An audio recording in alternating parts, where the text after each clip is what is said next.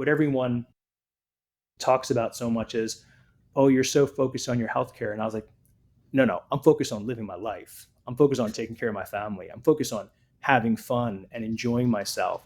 The health actually allows me to do all that. And I promise you I can do more of that than you can because I'm probably a lot healthier. And that's really what this whole movement is about.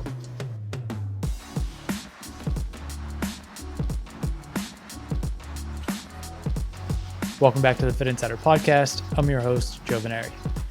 Today I'm joined by Saad Alam, co-founder and CEO of Hone Health. In this episode, we discuss Hone's evolution from men's hormone testing to full-stack longevity care platform. Plus, we talk about building the clinical workforce of the future, reimagining primary care, and making high-quality health optimization accessible to everyone. Let's get into it. The Fitt Insider Podcast is presented by EGYM. EGYM's smart fitness ecosystem is transforming healthcare through exercise. Combining strength equipment with AI-powered software and corporate wellness platform WellPass, it's leading the shift to proactive, preventative health. Learn more about EGYM's intelligent workout solutions at egym.com. Hi, Saad. Welcome to Fitt Insider. Thanks for joining us. Joe, I'm really excited to be here. And I was really enjoying the background chatter we were having about me becoming a father and you being a new father. Yeah, you're 2 months away. I'm 8 months in. So we are in the thick of it. Well, the advice you gave me was just outstanding, which was if you could have gone back to yourself 8 months ago and given yourself one piece of advice, just throw yourself into it. I love it. Just throw yourself right into the deep end. You were able to carve out some time to chat. You have a lot going on, getting ready for a new baby, but also with Hone, kind of raising new capital, expanding into new areas, a lot of things happening. So for listeners, can you just give them that quick update of what is the kind of current state? And then, we'll dive into specifics. First, let me say, I'm a huge fan of what you guys do. I think that whenever I read your articles, I actually feel like we're sharing the same brain so often, because I think that you guys kind of really have your fingers on the pulse of where the world is going. And we'll talk about it here a little bit more, but I think we're basically creating this new kind of healthcare, and you guys are on the cutting edge of talking about it. In terms of the business, right, the punchline is we started the business about 4.5 years ago. We started off in men's hormone testing based upon a very personal problem I went through. Also saw my father die early of chronic diseases that were completely preventable. And so what we initially said is we wanted to build the largest longevity platform in the world, but you have to start somewhere very narrowly. And so we started off in men's hormones. Within 3 years, became the largest provider of men's hormones in the country. And then we basically said, all right, let's start moving into this thing called longevity that I think everyone is really excited about. And we were lucky enough last year to raise a $33 million Series A from a bunch of incredible investors. And we have been on this absolutely frenetic pace of just bringing on more customers, I should say patients, and expanding our care categories. And I think that what you're going to see from us, as well as I think a lot of other companies in the space, is over the next 9 to 12 months, the businesses change pretty dramatically with the inclusion of AI and I think some of these new diagnostics that are coming out, which is really exciting, I think, for the rest of the world. The stigma around testosterone and optimization and how are people getting it, and are there checks and balances, to now fast forward, just a few years, and this is essential to every longevity program. How do we prescribe testosterone and other treatments and medicines, and we want to increase access to it actually, and here's why it's so important to longevity. I'm sure that was a whirlwind for you, but being someone who's gone from destigmatizing that category to now kind of running full force into it, what was that experience like? We started right when the pandemic hit. And when we would go to investors and talk to them about hormone optimization, just the word testosterone would cause them to become rigid and think that we were doing something that had a very kind of nefarious approach to life. And what we tried to educate people on is that for people that are truly hypergonadal or need these medications from a clinical reason, they really have improved outcomes.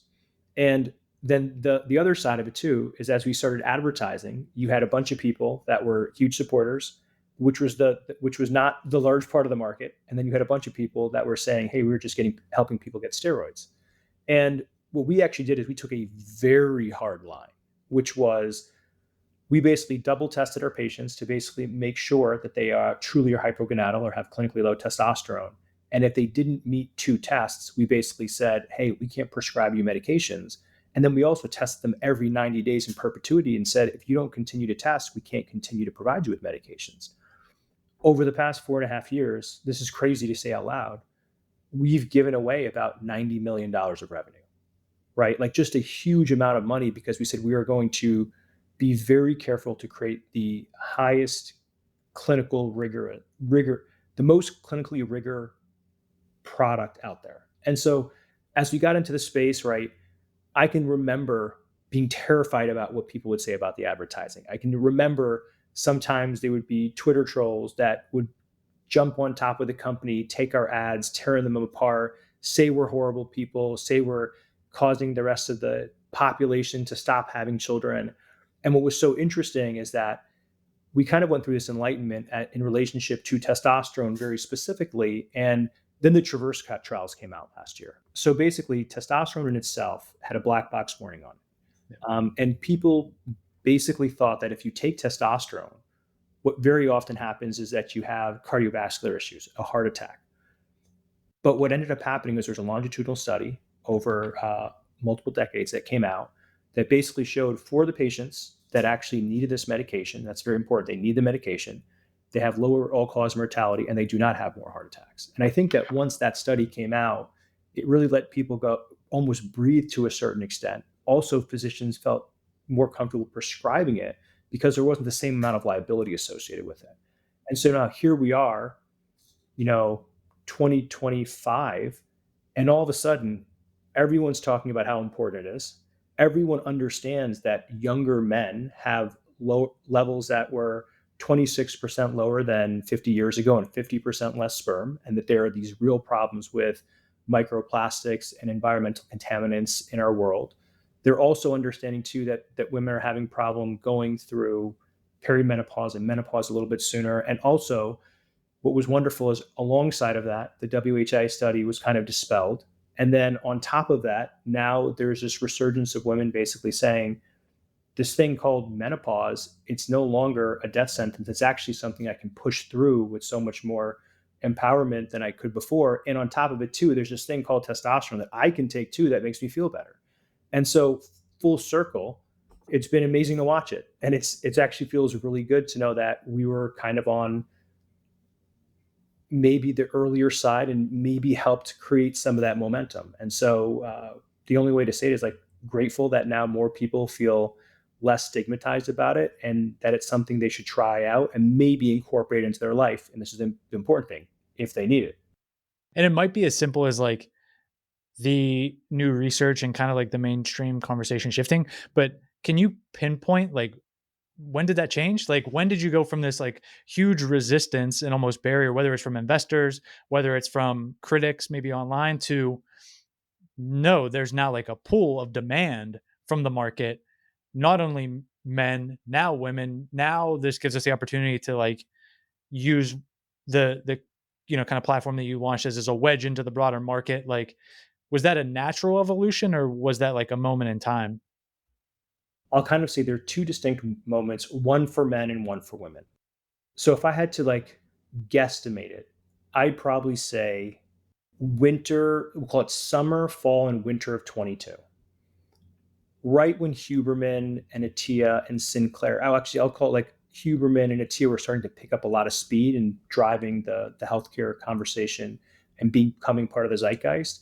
They started talking about how hormones were beneficial, and they also started talking about peptides very close to that. And I think that the rest of the world hearing that some of the people that we consider to be the most knowledgeable in this space all of a sudden made people very interested. So I think that was your first point. And I think that was primarily what started driving more men towards the solution. Then the second point was, and this is very recent, I think about a year ago, is all of a sudden when women started saying testosterone is something that may not be horrible for me, right? Halle Berry came out, Kate Winslet came out talking about it. And so I think as you have more and more women beginning to normalize the conversation, all of a sudden you have more and more women saying, I'd love to give that a try if it's something that I need. And we launched our women's business about 6 months ago, and it's growing far faster than the men's business ever grew.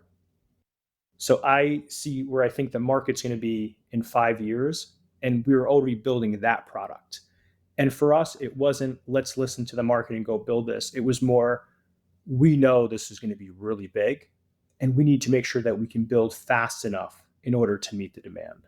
And it just so happened that we've been lucky and fortunate that some of the calls we've made have kind of fallen at the same time where the technology's dropped.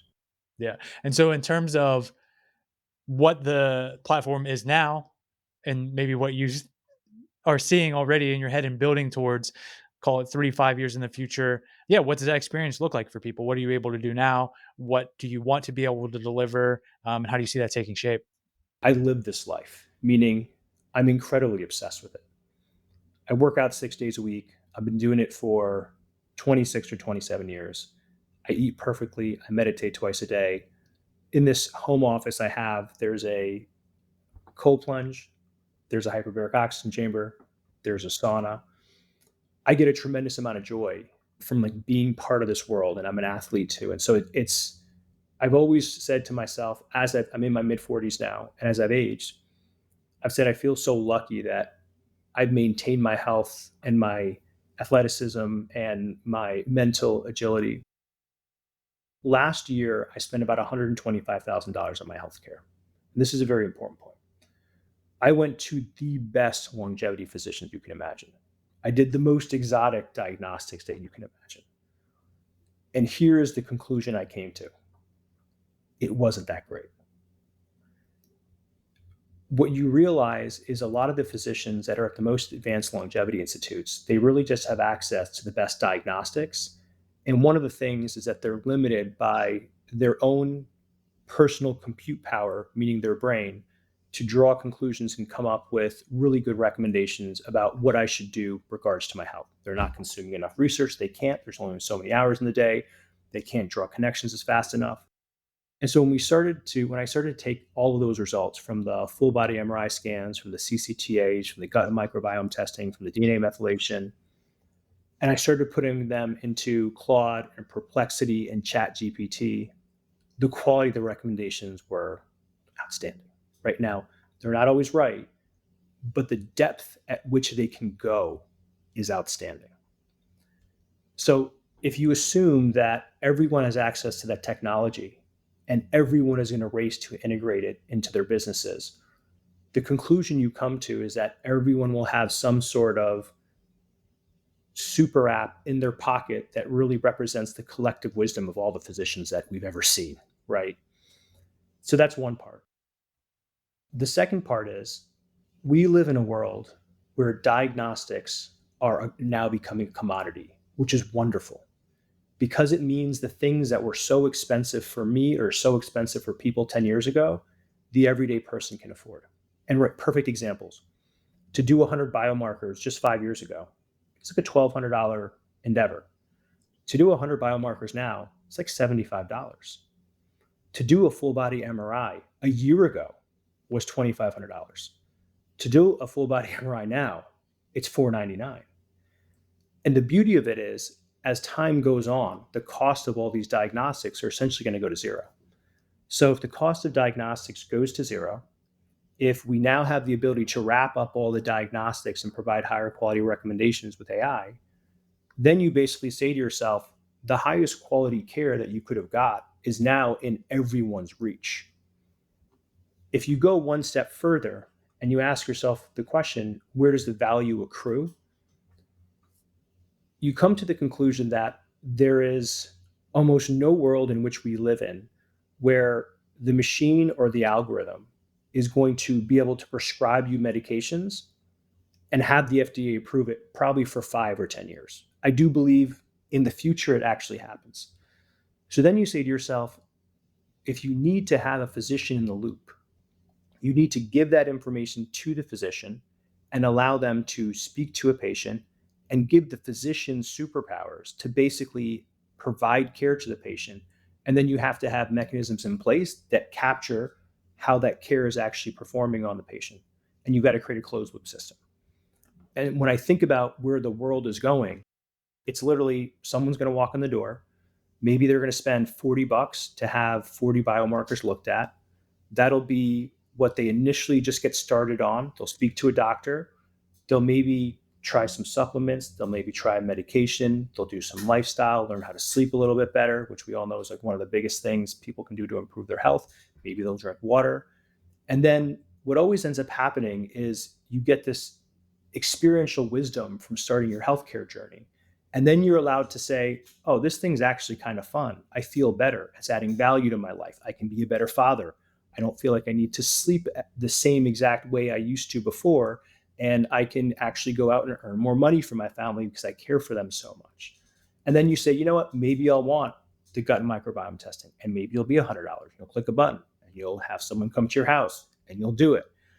And so what will end up happening, I think, over the course of almost where healthcare moves is essentially consumers will be able to just pick and choose which diagnostics they want. They'll have physicians. They'll be tracking all of their care in these unbelievable applications that have longitudinal data on that patient. It'll constantly be giving them recommendations. And based upon what they want to do in that phase of their life or that season of their life, they'll be able to quite literally engineer it very perfectly for just that season. And they'll continuously go on to the next and they'll go on to the next. And the best part about it is everyone will be able to afford it. Right? Like, and that is, I don't know about you, but I was an immigrant. I grew up poor. We were poor until we were 12 or 13. And so when I can think about the number of people that we will be able to help that felt like they lived in a dead end, I feel like we're in a really good place. Because they're about to get what only the top 1% could afford before. And so when you ask me, like, where's the future going? I actually think that's kind of where we're moving. And I also think this thing we call primary care, which I think in large part has kind of failed us, right? It's a $336 billion industry in the US. You're seeing primary care physicians get frustrated and they're leaving because they feel like they're run by the insurance companies and they can't provide real care to their patients. Patients also feel so let down by primary care. But now you're seeing a lot of those physicians become functional docs.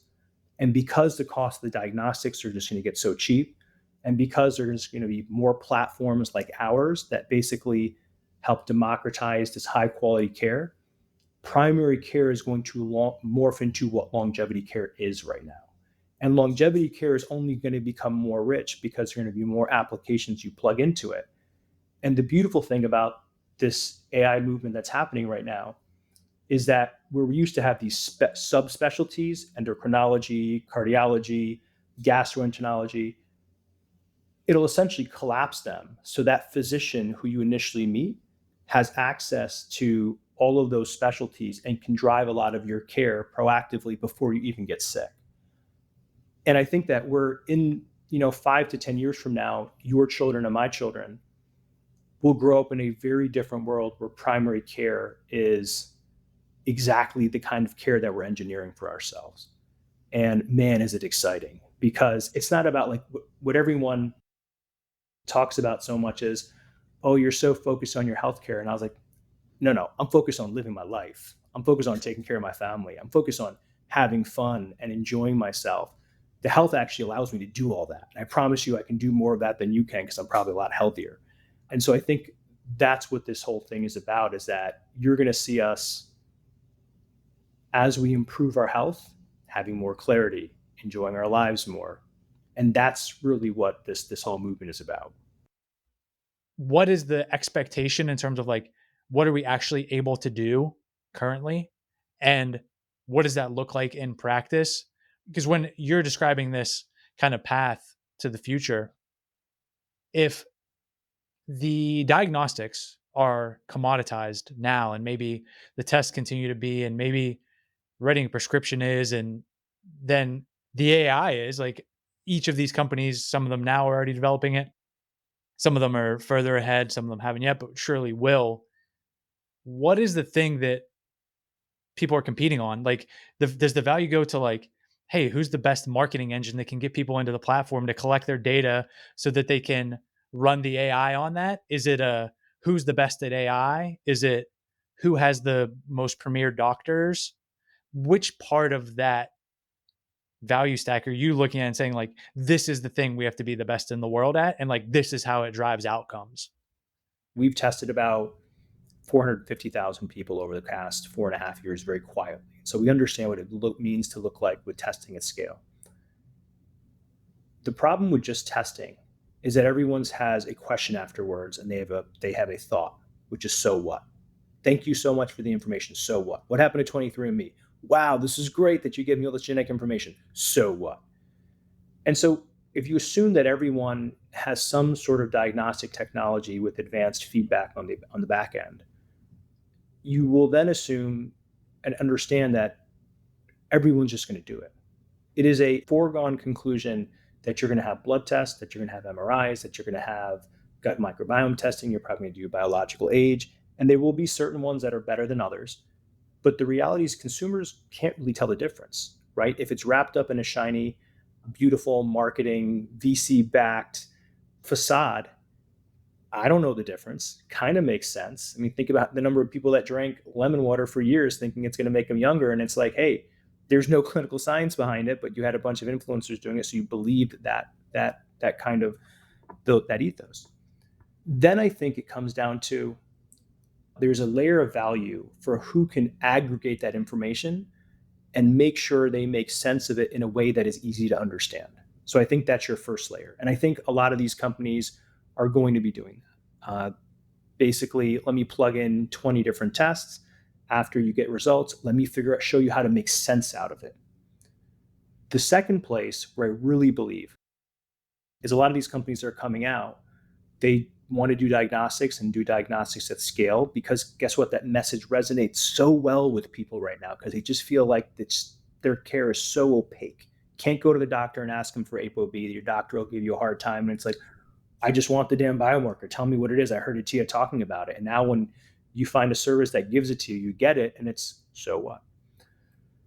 So I think the second place where real value accrues is the care layer.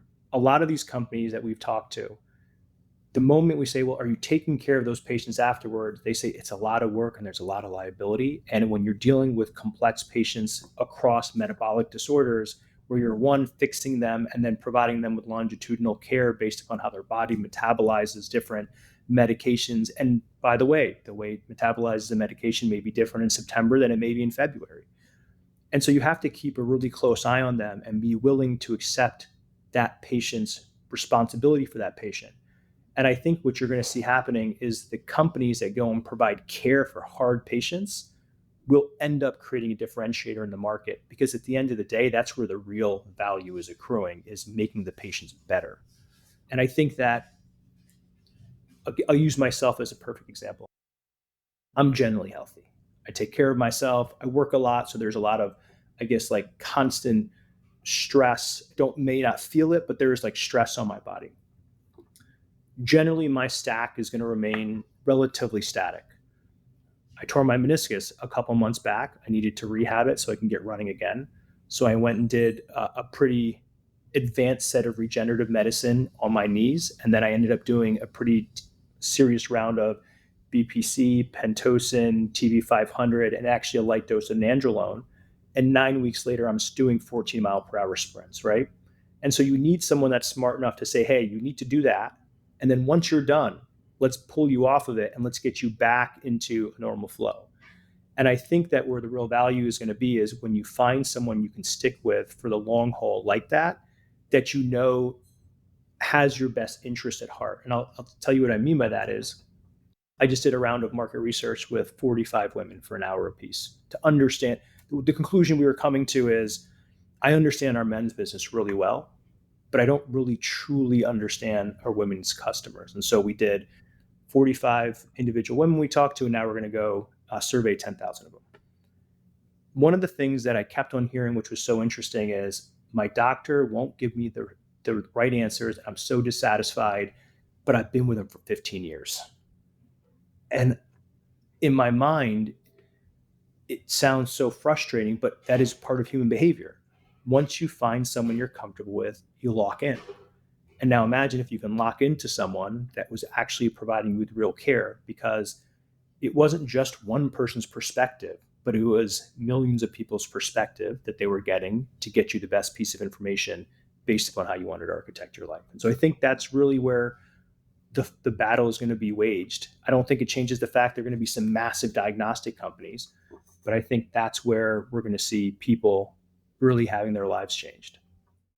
This episode of the Fitt Insider Podcast is brought to you by EGYM. EGYM makes some of the most innovative strength training machines on the market, but that's only one part of their integrated ecosystem. With connected fitness equipment, AI-powered gym software, and a comprehensive corporate wellness offering, it's forging the future of preventative health. Partnering with companies worldwide, EGYM's WellPass program improves employee health by expanding access to premier fitness and health facilities. Upgrading gym floors, EGYM equips every operator with smart equipment and AI tools to create hyper-personalized training plans for every exerciser. Putting it all together, they're transforming healthcare through exercise. Experience the power of EGYM's ecosystem at egym.com. Like evolving from the wedge into the market of testosterone to now being able to deliver like longitudinal preventative health is like a massive undertaking, as you know. Just like in practice, where does it transition from like telehealth and very specific symptom based or medication based care delivery to like, no, we're kind of like caring for you, and especially like these unique or hard to treat aspects of life?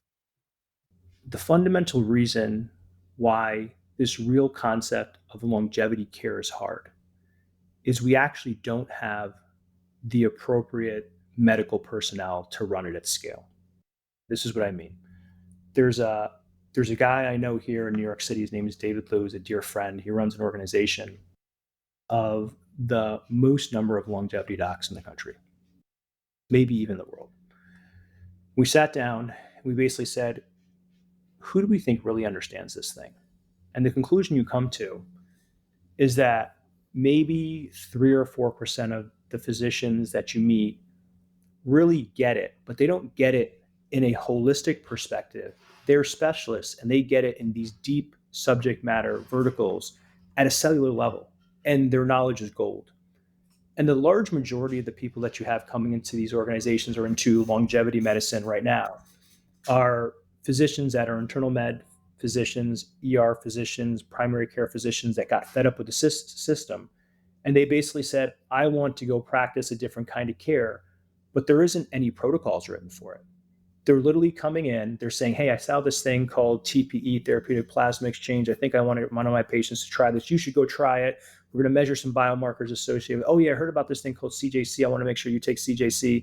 And we're going to do some biomarkers before and after it. Oh, you should go do a DNA methylation test. I'm not sure which one you should use necessarily. One's a little bit better at doing invasive aging works. And so a lot of what happens is finger to the air care, which, by the way, is very well intentioned. But the reality is no one really understands how it operates in a systematic way and how it should consistently be tested and how there should be a system created, because what you're essentially doing, as scary as people think this is, but it is the reality of it, you are running N of 1 experiments on yourself alongside a healthcare provider. And so this entire world of people that understand how to practice that kind of medicine need to be trained, and it's happening.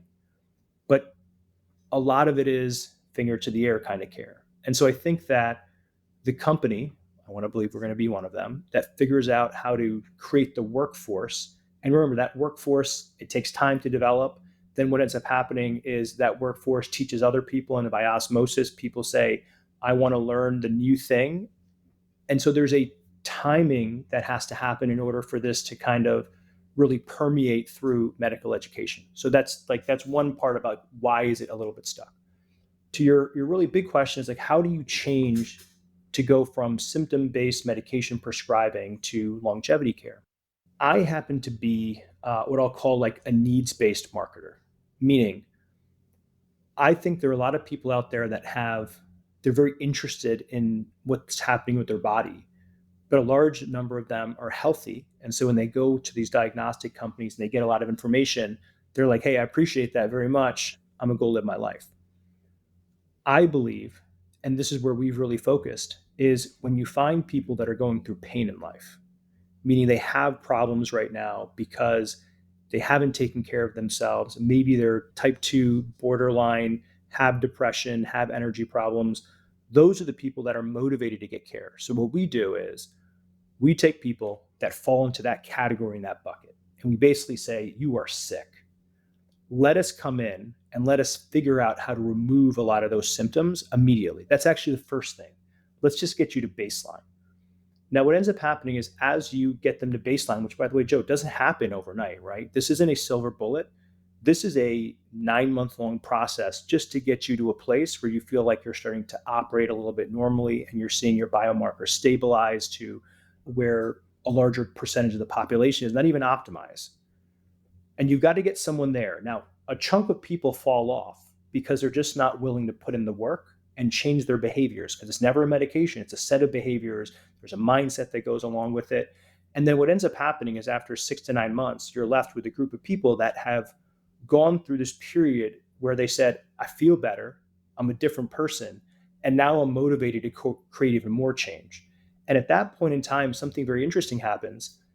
And they basically say, what else you got? And that's where the magic happens, because that's when you can start playing around with more lifestyle. That's when you can start suggesting slightly more exotic peptides. That's when you can really get into, let's figure out your sleep. And then what ends up happening is the person and the physician develop the relationship to, let's come up with a thesis or a hypothesis about what should actually change your care longer term. And they start partnering. And so the way that we're evolving as a company a lot right now is making sure that I can have 15 different diagnostics or a couple of very large partnerships that we'll announce very soon. I need to make sure that I can take all that information and summarize it in a way that is digestible. And then I've got to make sure that I have the workforce that truly understands longevity care. Because if I'm just throwing is the wrong word, just giving you normal primary care physicians, which we don't do, or just physicians that specialize in hormone optimization, I'm doing a disservice. And so we are putting a lot of resources and thinking into how do we create the next category of physicians. And so it's fun because, right, we're a 9-figure business. It's a big business, and we are going to double this year and also disintermediate the way we do traditional care with all of these new technologies at a breakneck pace. And I think that the folks who are willing to accept where the world is going, and they're willing to take the steps that are necessary to provide the patients with the best customer experience, I think they're going to win. I think you're going to see a lot of companies just kind of do what they do and they'll fizzle out. As you're talking about this and somewhat coming into the conversation, like we've seen a similar playbook in other aspects of health in terms of like, look, Hims started as like an ED pill that then, as they start to listen to their consumer and as they start to see where the world is going, et cetera, evolving into a more comprehensive platform. Same thing, even with like a company like Noom. Noom was a much maligned like diet app that is now, hey, we're a chronic and longevity care platform. At least, that's where they aspire to go. I think this layer that is often left out of the conversation is the workforce delivering the care aspect of it. So I think you articulating that is something that is certainly going to drive this conversation forward. Just when I think about this audience and the guests that have been on in the past, because oftentimes I ask, is there a competition for labor, for doctors, for the kind of caliber of people that we might expect to deliver this future of care? And the answer I tend to get is no, because they're so disillusioned with the current landscape that they're excited to leave and go to a different model.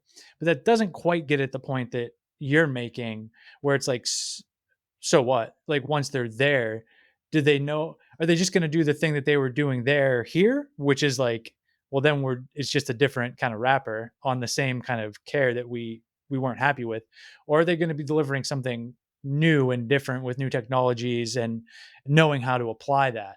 So I don't necessarily have a question there, more so an observation to say that like smartly, I think trying to solve for that is a new layer that maybe isn't being taken into account, certainly not to the degree that it needs to be? I'll say two things.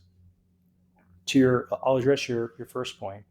Think about the number of physicians that are disillusioned and they've been in the system for 20 years. And we know the half life of a medical education is 18 months, and they haven't all been keeping up with their CMEs.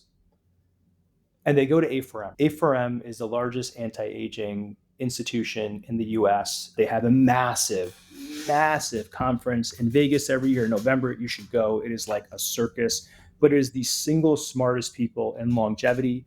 They've been around for 25 years. People thought they were kind of a fluke society. And now it's gained a lot of, I think, it's gained a lot of credibility recently. They have some of the best training around. And you have physicians that are disillusioned. They go spend the $10,000, they get the training, and they come out and they're like, okay, let's go. I'm ready to go. But guess what? They don't take care of themselves. They haven't tried any of these medications. They don't know what it's like to work with a patient in a partnership manner where you're spending an hour with the patient. And it's not they don't have the capabilities. It just didn't come from that world. They came from a world where they're 8-minute consults and your pharmacy rep ended up dropping 4 different medications in your closet and they're the ones educating you.